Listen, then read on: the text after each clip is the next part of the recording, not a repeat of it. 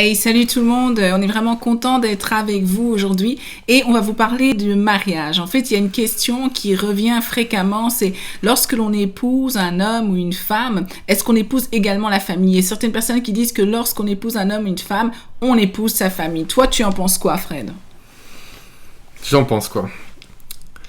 Moi, j'ai quand même une conviction forte par rapport à ça. Puis, ce qui est bien, c'est que c'est une conviction qui est ancrée aussi dans la parole de Dieu.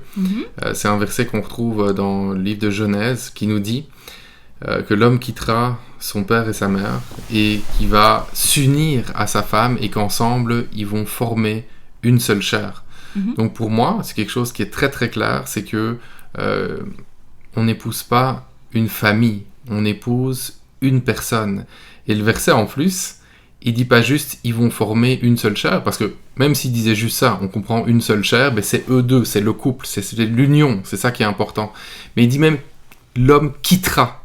Donc il y a cette idée de quitter son père et sa mère, donc quitte sa famille pour s'unir à une autre personne, former une seule chair, pour bâtir finalement quelque chose ensemble.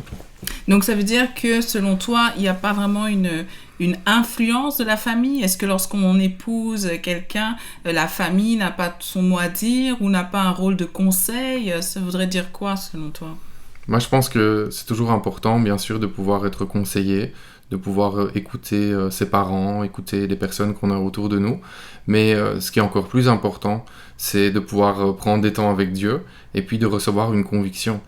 Est-ce qu'on a le feu vert de Dieu pour épouser telle personne?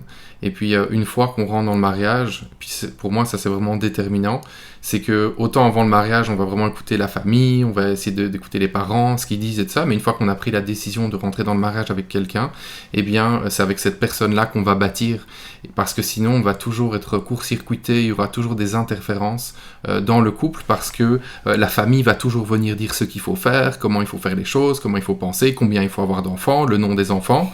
Il faut pouvoir mettre un stop, et le stop on le met au moment où on rentre dans le mariage.